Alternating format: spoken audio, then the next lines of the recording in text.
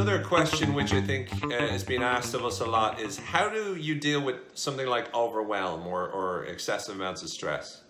I'm prone to being overwhelmed because I tend to do a lot of things, okay? Basically, and I'm quite reactive. So I can get caught in problems very quickly. I can get caught in that. And even though solving problems, energizes me, also if I hit too many of them, I get overwhelmed. So I can get caught in that. It's something I have to pay attention to all the time for me. One of the things that I tend to do to pull myself back on track, meditation's really good for me. Actually, so that if I'm going too high because my mind is racing, what I'll do is I'll start to meditate first.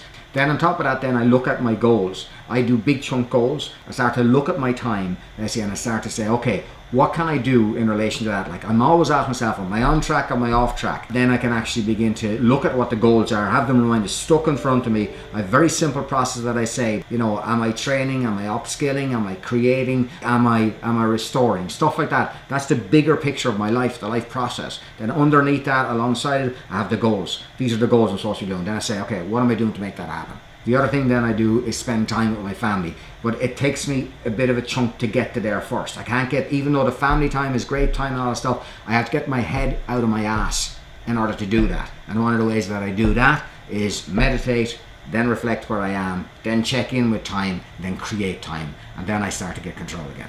One of the things that helps me, and this is going to sound like a fucked up way of thinking about it, but whenever I'm like overwhelmed and I've way too much stuff on, the first thing I do is remind myself that if I was to die tomorrow, it wouldn't fucking matter.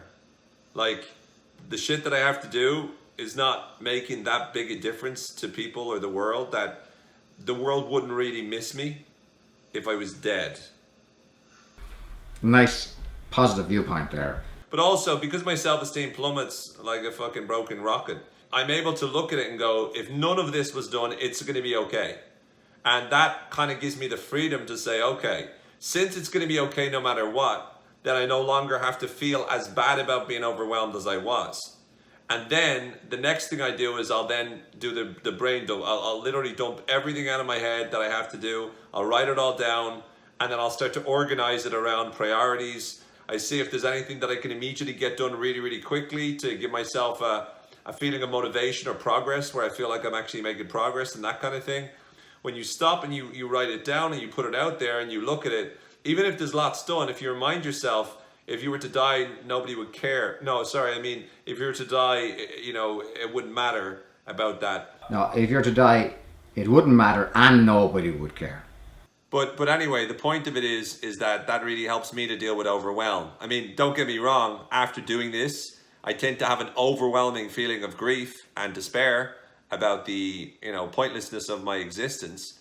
What I do though is the way I work it to make sure that I do the overwhelm properly is, as I'm getting anxious, because that's what comes with overwhelm, because you don't even get it done, I feed the Buddha. It's called comfort eating because it's comfortable to do. So why wouldn't you do it? Comfort eating has a bad rap.